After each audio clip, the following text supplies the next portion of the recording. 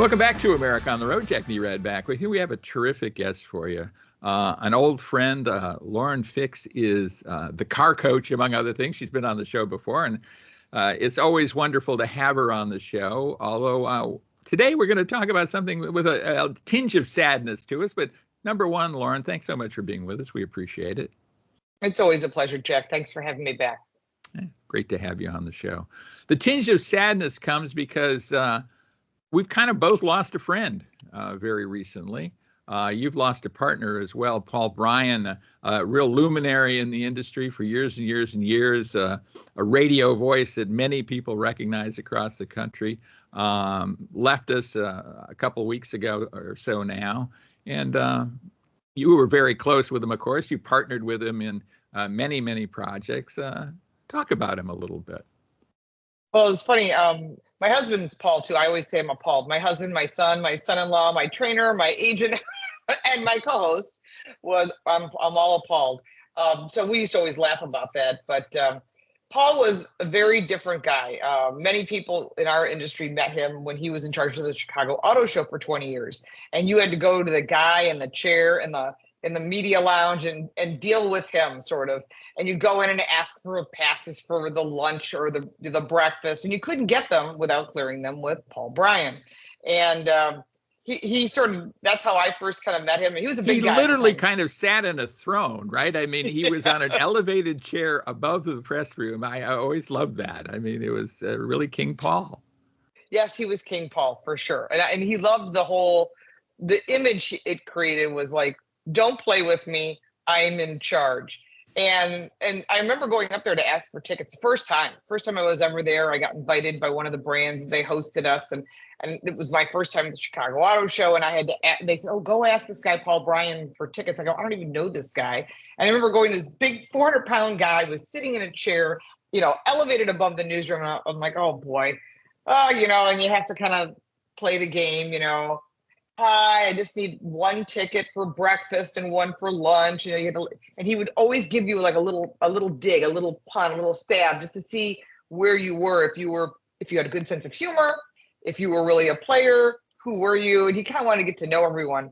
But he always had a different approach to things because you never knew where he was coming from. And so years later, Paul had lost a lot of weight. He decided to do that bypass surgery, and he had lost a whole person of 200 pounds. And I just kind of knew he was, kind of stayed away from him, only asked him when I needed to. And we were sitting at an event in Las Vegas. We were at Mandalay Bay. I think it was a Ford event. And I don't know why it was there, but it was. And we sat, it may have been a Mustang event, but we sat next to each other while they were getting ready to do like an evening presentation. And he looked over at me and he said, hi. And I'm like, hello, like I had no idea who he was. And we started talking. And he said, do you have a drive partner? Now, back in the day when I first joined as a journalist, you would go to events and there was circles. There was the old guys, which you could not break into that group. I don't know if you remember that too, Jack. Like those are the guys they wrote for Car and Driver, Road and Track, Automobile, Auto Week. You could not approach them and have a conversation. They would allow you into the conversation, and you kind of felt it more so than it was spoken. And I was the newbie. So I thought, okay, you want to ride together? Sure. We hit it off as fast friends. Had a lot in common. And years going on, we did a his turn, her turn. That was the first one. And we shot for over 10 years, his turn, her turn segments. And then I found out that Paul is a massive foodie. So hence the fact that he used to be 400 pounds. And we did What the Heck is Paul Eating? He would eat some of the worst foods that there's no way, Jack, you would even eat gas station sushi. No. Probably wise. That's why I've lived to be as old as I am, right? Oh, that's true. But, we were in Erie, Pennsylvania doing a drive for Nissan. We were driving from Chicago to New York for the auto show. It was the Nissan Rogue. It was called the Rogue Trip. And it was put together by our friend Wendy Orthman. And we stopped in Erie, Pennsylvania to get gas. It's about an hour and a half from my house because I live in Buffalo, New York. And he comes out of the gas station with this tray of sushi. I'm like, I wouldn't eat anything out of Lake Erie or Lake Ontario for that matter. It probably glows in the dark. They used to dump in those lakes. And even though they may have cleaned it up, personally, I'm not eating out of those lakes. He says, oh no, it's fresh. I'm like, Paul, there's no salmon anywhere near Right. Yeah. No Lake Erie. salmon grows in Lake Erie. Yeah. No, nor anywhere near that. There, it would have to be flown in, and I'm like, I don't know. So he ate it, and he tried to get me to eat a piece, and I'm like, no way. But at that time, my daughter was riding with us. It was like a three of us got to ride together, and it was fun. He became Uncle Paul to my kids. My son Paul, who rode with him when I couldn't, would do his turn, which we thought was hysterical. And then I would do it if I couldn't go. My daughter Shelby, named after the cars, she would go, and we had a great time. We've been all over the world. We've been to Iceland together, Spain, Germany, Italy, Corsica, you name it. Great, all over the world.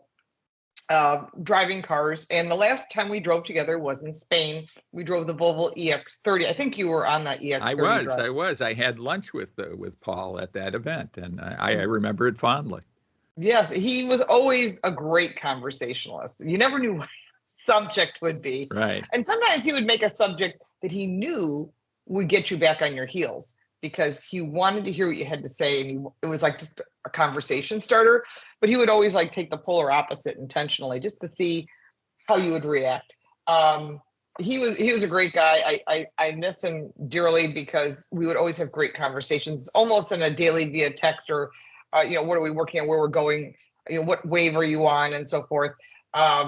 He actually married my daughter her first time. He was the officiant. He was at the second wedding. We didn't let him do it. We figured after the first time, you didn't have good luck. Yeah, it didn't take. So let's try somebody else, right? Yeah, so she got remarried. Actually, my son did the second wedding. And they're very happy, thank God. And they have a daughter named Senna, after Ayrton Senna, the famous F1 driver. But Paul's history is quite different than most of us. He worked for the IndyCar team for Alfa Romeo. So he lived in Milan. And he got a great opportunity, which I think most of us would jump on. If someone called me and said, hey, listen, do you want to do PR for a race team for IndyCar and live in Milan? Yeah. Where am I going? I'd tell my husband, you know where to find me. And he did that for quite a while. I think the team lasted for 3 or 4 years. But he would say the team was not so great, but the food was fabulous. Yeah, exactly. But he learned how to cook Italian. And so when we went to Milan for the Alfa Romeo Museum, he took me to some of his old places, including, he said, let me show you where my old office used to be. There was a museum there. It was all new. And he shows me, he goes, oh, my office isn't here anymore. I said, oh, he goes, it's the men's room. I said, I guess that's it tells you something, right? That's how they tells you something about their thoughts of your work there. But, he ran the Drive Chicago. If you're listening and you're in the Chicago area, you've heard Paul on Drive Chicago. He was a very proud veteran of the U.S. Army. He was first cav. He was the director of Armed Forces Radio and Television Network in the Panama Canal. So he would always have interesting stories and stories that I would let him tell because it was Vietnam. I don't ever ask. I let him offer just out of respect. And he also was a big supporter of the Alan J. Lynch Medal of Honor Veterans Foundation, where he was helping other veterans with PTSD, getting jobs, coming back even today. They were having trouble with the transition back to regular life. They would help them financially, whether it be for a car or a home or education, just to get them back on their feet. And that was a big part of what he loved to do.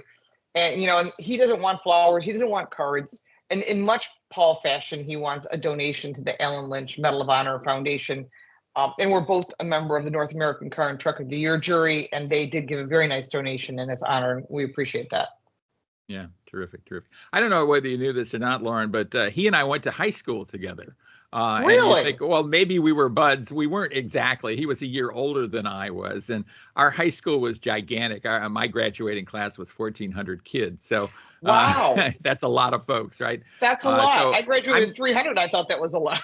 Yeah.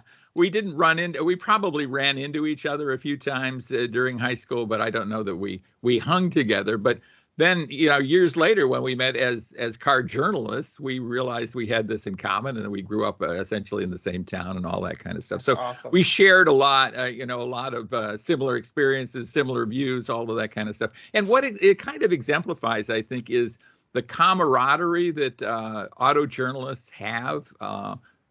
Kind of unseen by a lot of people. It isn't necessarily advertised necessarily, but we travel together. We spend a lot of time together. We see each other frequently, and mostly we get along. Sometimes we don't. Yeah, there's a few things, the stories that come around, but I have to say that's one thing about the auto industry in general, whether you're working in a dealership level or you're working as a journalist or you're working on the manufacturer side, that it is a family and you're accepted into the family. And we know some people are really different and some people aren't.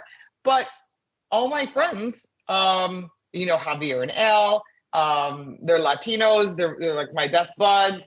I'm going to be traveling to Korea with Brian Armstead. I mean, the jury has become a big family as well. And it comes along with family issues as well. But right. I think, you've worked in the industry longer than I have. And you know that the people you've worked with at all the different outlets that you work for now or in the past, that you still talk to these people. You still, not just Facebook, Instagram and all that, but you see them, you give them a hug. It's like we're friends. And we're like the traveling circus. That's what my husband says. He says, where's the traveling circus going now? Because literally we all go there, we set up, we have an event, then we all tear down and we all get back. We all go our separate ways and then we reconvene. So it is unspoken, but it is something that you don't see in other industries. You don't see that in, home and garden industry. You don't see that in other industries. Automotive is very specific. Right. One of the things, too, that we share is we've lost a partner now. You've lost a partner recently. I lost a partner. And Mike Anson, I did America on the Road with Mike for about 25 years before he passed. And I'll tell you, it was tough to get by. And I probably don't talk about Mike enough on America on the Road. He was instrumental in bringing me aboard America on the Road in the 90s, very early 90s. So technology has changed. Yeah. What's your sense of all that? What's your sense of working with a partner? Tell us about that. I knew Mike as well, a really great guy. But I think when you find a partner, you find like a best friend. Paul was the brother I always wanted. I don't have a brother. I don't have a sister. So it was nice to have someone who you could bounce ideas off of. When I said, hey, I want to run for president of North American Car and Truck of the Year Awards. And he said, okay, let's do it. And that's what a brother would do. You become family. His family is really good friends with my family. Today, I talked to his daughter and he's got an only child, a daughter and a granddaughter. And so I still talk to them as well. My kids talk to them and you start extending the family. And when you ride with someone, you get in the car, it's like you restart your conversation from the last time you rode together. I'm sure you and Mike did the same thing. You just start, okay, what do you think of this car? And you banter a little bit. You maybe bark at each other a little bit. There have been times where Paul's barked at me and I barked at him where, we're having a bad day. But that's true with people that you work with too. And I think that what makes it special is Paul and I were able to put it on tape. So on my Car Coach Reports channel, there is His Turn, Her Turn car reviews. There's also, if you go to the website, His Turn, Her Turn, which I will leave up in his honor, there is What is Paul Eating? If you need a laugh, you're like, I've had enough. The things he would do and say, I don't know where, it's like vaudeville. I don't know where it came. It was always clean, but it was, I can't believe you're eating that. And just things. Then one time he made me eat something. Because usually I was the filming person. I'm like, what are you eating? And that's how it all started. Like, what are you eating? Like, you need a sleeve of Oreos in the car. I'm like, what? I can't film if you're crunching. And you would always find the wackiest food around the world. Like something in Hawaii was Spam on a piece of rice. I'm like, oh. He said it was good. They like their Spam over in Hawaii. Oh, God. But so one time we're in Nashville and we're sitting at the bar and he says, oh, you got to try this. I'm like, well, what is it? It's artichoke. Think of artichoke hearts, but they turned it into a liquor. I forgot what it's called, but it was the grossest, most disgusting thing I'd ever tasted. And he convinced the bartender to pour a shot. He says, try it. I'll pay for it. I go, it's not even the money. I go, I love artichokes, but into a liquor? He says, oh, it's an aperitif. The Italians drink it. You'll love it. Of course, he has to film me, and it's on the His Turn, Her Turn channel. Of me just, like, the look on my face was, I was going to lose it on camera. It was so bad. I'm like, who drinks this? He drank the rest of it. I go, ugh. So yeah, if anyone offers you artichoke liquor, don't drink it. It's unless you like really gross stuff. But it became interesting because as a partner in driving, as a friend, it's things that I would do. He would come to the races when my husband and I were racing at Road America, which Paul was the voice of Road America. He announced there for many years, or car show. he would show up. We have a Ford GT. He was here for the delivery of that. So it was like delivery of a baby. I'm a judge for the Chicken Wing Festival. Yes, because I live in Buffalo.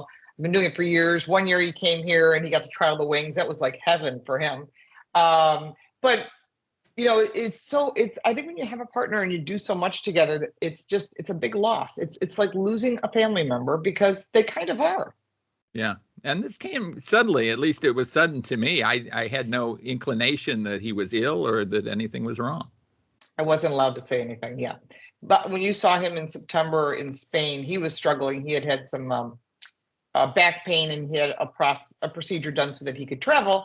And that was his last road trip, shall we say. After that, things got worse. He lost a lot of weight and pain was quite excessive. But it wasn't cancer. It was just literally he died of a lot of pain. And then he had a surgery done that I think, I'm not a doctor, I think that was what caused the end, unfortunately. Yeah. It was sad. Very sad. He will be missed. I know they're going to do a car show in his honor in the Chicago area. I know there'll be a memorial service with the Medal of Honor recipients group, a lot of military people. And then I talked to the people at North American Car and Truck of the Year. Hopefully we can do something in October, raise a glass and toast Paul. And then maybe at the awards, we can come up with a scholarship and name it after him, because there would be no Noctoy if it wasn't for Paul. Because when I took over as secretary treasurer, we had $250 in the account. And I called him and I said, we got a problem because we can't afford anything. And he said, I gotcha. And he made a phone call to Bridgestone and got us $50,000 within 24 hours. And that's what saved Noctoy or North American Car and Truck of the Year awards, or it wouldn't have existed. Yeah. Well, great stuff. What a luminary, what a great partner to you, Lauren. And Lauren Fix, thanks so much for being with us. We really do appreciate it, for sharing these stories about our friend Paul Bryan. So rest in peace, Paul. Thank you. Yeah. And stay with us, everybody. We'll be right back right here on America on the Road.